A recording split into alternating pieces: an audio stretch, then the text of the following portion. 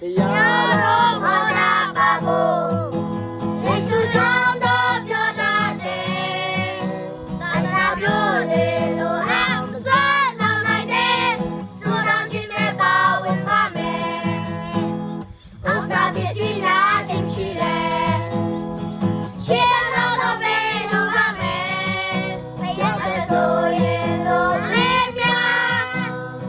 တဏ္ဍာတော်ပါဝင်ပါမယ်စာကျူစာ